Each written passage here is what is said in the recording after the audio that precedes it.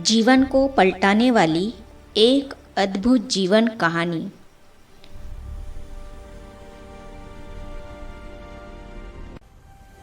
इस पुस्तक में आज हम पढ़ेंगे कुमारियों और बच्चों के लिए दोनों प्रकार की शिक्षा का प्रबंध। जो कुटुंब ओम मंडली में आते थे, उनके बुजुर्गों ने इच्छा प्रकट की कि बच्चों और बच्चियों की शिक्षा के लिए भी ऐसा प्रबंध होना चाहिए कि उन्हें लौकिक विद्या के साथ साथ आध्यात्मिक विद्या भी पढ़ाई जाए। स्वयं बाबा का तो यह पहले से ही विचार रहता था कि यदि छोटे बच्चों को बचपन से ही ज्ञान लोरी दी जाए और उनके लिए सच्चे गुरुकुल की तरह वातावरण हो तो उनका बहुत ही कल्याण हो सकता है। अतः अब बाबा ने बालकों और बालिकाओं की शिक्षा के लिए भी व्यवस्था की। प्रातः और सायं सत्संग तो होता ही था, परंतु बीच के समय में अर्थात 8 बजे से 12 बजे तक कन्याओं को शिक्षा मिलती थी। उन्हें लौकिक विद्या, आध्यात्मिक विद्या तथा सिलाई सिखाई जाती थी। ओम मंडली में बच्चों की शिक्षा के बारे में यह गीत गाया जाता था। हे माता के हाथ बच्चे का खुशगवार बचपन, हे माता के हाथ बच्चे का भविष्य का जीवन। होती है जिंदगी की पहली बहार बचपन, माँ बाप ज्ञान रास्ता बच्चे को गर सुनावे। बच्चे को धर्म विद्या शुरू से जो पढ़ावे, गीता का सार अमृत वह ज्ञान जो दिलावे। आत्मा और देह का भेद बचपन से ही समझावे। माता मदालसा सम अध्यात्म जो सिखावे, बन जाए फिर तो बच्चे का विदेह मुक्त जीवन। हे माता के हाथ बच्चे का आनंद रूप जीवन, कुमाता के हाथ बच्चे का है दुख रूप जीवन। बड़ों के अतिरिक्त छोटी आयु के बच्चों और बच्चियों को भी लौकिक और अलौकिक दोनों विद्याएं पढ़ाई जाती थी। इस प्रकार छोटे बच्चों में शुरू से ही सात्विकता लाने का पुरुषार्थ हो रहा था। कुछ समय के बाद जब उनकी संख्या बढ़ गई तो उनके लिए एक बोर्डिंग खोल दिया गया। कन्याओं और बच्चों की शिक्षा के विषय में ब्रह्मा कुमारी गुलजार मोहिनी जी, जो कि लुधियाना में ईश्वरीय विश्वविद्यालय की इंचार्ज थी और उस समय बच्चों तथा बच्चियों की शिक्षा देने के कार्य के लिए अन्य शिक्षिकाओं के साथ निमित्त थी, ने इस प्रकार लिखा। जब बच्चों की शिक्षा शुरू की गई तो थोड़े ही समय में शिक्षार्थियों की संख्या बढ़ गई। उन दिनों बाबा की एक बिल्डिंग बन रही थी जो कि वास्तव में उनके लौकिक कुटुंब के लिए थी। सत्संग में आने वाली माताओं ने इच्छा व्यक्त की कि बच्चों के लिए एक बोर्डिंग बनाया जाए जहां हमारे बच्चे राज विद्या के साथ साथ ईश्वरीय विद्या भी पढ़े। तब बाबा ने तुरंत यह आज्ञा दी कि उस मकान को बोर्डिंग बनाया जाए। उस इमारत को जल्दी जल्दी तैयार कराया गया। उन दिनों जो बड़ी आयु की कन्याएं ज्ञान लेने आती थी, उनके क्लास में बाबा ने पूछा कि छोटे बच्चों और बच्चियों की शिक्षा देने के लिए कौन तैयार है। तब ब्रह्मा कुमारी कुमारका जी, चंद्रमणि जी, शांतामणि जी, मैं अर्थात ब्रह्मा कुमारी गुलजार मोहिनी, ब्रह्मा कुमारी हृदय पुष्पा जी तथा 2-3 माताओं ने भी यह जिम्मेदारी लेने के लिए अपना हाथ उठाया। बोर्डिंग चालू हुआ। तुरंत ही सभी बच्चों की एक जैसी पोशाक अर्थात यूनिफॉर्म, सभी के एक जैसे बिस्तरे आदि आदि बनाए गए। राजकुमारों की तरह उनका पालन होता था। प्रतिदिन उन्हें स्नान कराया जाता था। रात्रि को भी वे हाथ पाँव मुंह आदि धोकर सोते थे। उनके लिए एक छोटे औषधालय की भी व्यवस्था थी।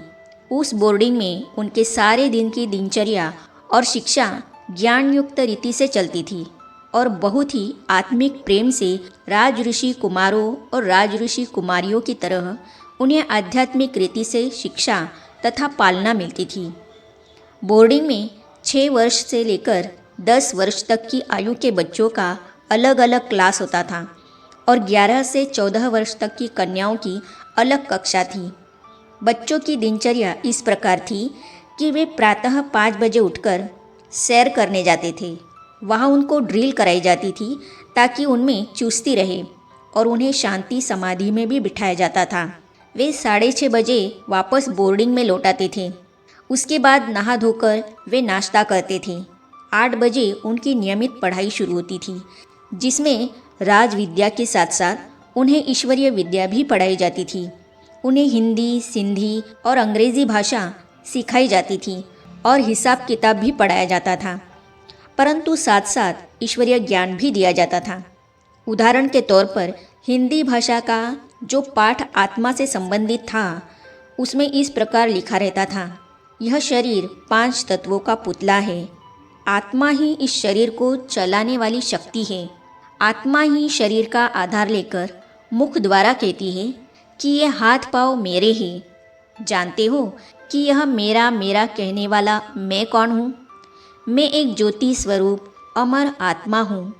मैं आत्मा सच्चित हूँ। मैं आत्मा इस सृष्टि में अपना पाठ बजाने आई हूँ। मैं इन कर्मेंद्रियों द्वारा कर्म करती हूँ, परंतु मैं इनसे अलग हूँ। इस प्रकार के और भी पाठ बने होते थे। 10:30 बजे आधी छुट्टी होने पर उन्हें फल आदि दिया जाता था। फिर 11 बजे से 1 बजे तक क्लास होता था।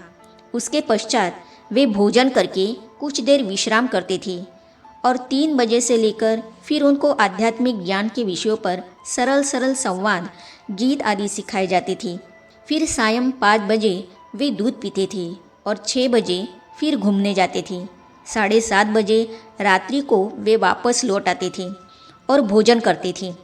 रात्रि को 8:30 बजे उन्हें शिष्टाचार तथा अच्छे गुणों संबंधी कुछ शिक्षा दी जाती थी।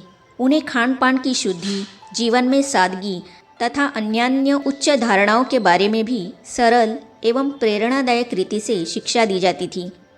प्रतिदिन अंतिम पीरियड में अर्थात लगभग 1 बजे बाद दोपहर सभी बच्चों को शांत समाधि में बिठाया जाता था। तब एक शिक्षिका ओम की धुन भी करती थी। बच्चे भी उसके साथ ही धीमे स्वर में ओम की धुन गाते थे। उस समय बहुत से बच्चे ध्यानावस्था में चले जाते थे और कई बच्चे दिव्य रास करने लग जाते थे। यह दृश्य देखने जैसा होता था। छोटे छोटे बच्चे दिव्य दृष्टि द्वारा वैकुंठ के अनेक ऐसे साक्षात्कार करते और वहाँ के राजकुमारों की वेशभूषा, उनके रहन सहन, राज दरबार आदि आदि का ऐसा वर्णन करती कि सुनने वाले आश्चर्यचकित रह जाते और उनके दिव्य साक्षात्कारों का अनुभव सुन स्वयं उन जैसा अनुभव पाने को लालायित होते। सभी बच्चे इकट्ठे ही पंक्ति पर बैठकर भोजन किया करते थे। जब तक सभी को भोजन न परोस दिया जाए तब तक कोई भी भोजन खाना प्रारंभ नहीं करता था। वे शांतिपूर्वक भोजन करते थे। इस प्रकार बच्चों में अनुशासन, पारस्परिक प्रेम, शिष्टाचार तथा सफाई का गुण लाया जाता था। बच्चों के बिस्तर, उनके रहने का स्थान, स्नान गृह, उनके वस्त्र सभी इतने स्वच्छ रहते थे कि देखते ही मन प्रसन्न हो जाता था। बच्चों को आँख मिचोली, रस्साकशी, दौड़, कुर्सियों का खेल तथा अन्य खेल भी कराए जाते थे। फिर सायंकाल को सभी आत्मा रूप में स्थित होने का अभ्यास करते थे। इस प्रकार समय पर सब कार्यक्रम होते थे। अंत में रात्रि को सोने के समय एक ग्रामोफोन रिकॉर्ड बजता था, जिसका गीत इस प्रकार था, सो जा राजकुमारी सो जा। यह गीत सुनते हुए सभी आत्म स्वरूप की याद में शरीर को ढीला छोड़कर सुखपूर्वक सतोगुणी नींद में सो जाते थे। फिर प्रातः 4:15 बजे जागो मोहन प्यारे जागो, यह रिकॉर्ड बजता था और सब उठ जाते थे। आगे हम पढ़ेंगे शिक्षा अधिकारियों द्वारा ओम निवास का निरीक्षण। तो इन अनुभवों को हम पढ़ेंगे अगली कड़ी में। तो ये जानने और पढ़ने के लिए इस चैनल को सब्सक्राइब करने के साथ ही साइड में जो बेल आइकॉन है उसे भी क्लिक कीजिए, ताकि आने वाली सभी वीडियो और अब तक की सारी वीडियो आप तक पहुंचती रहेगी। ओम शांति।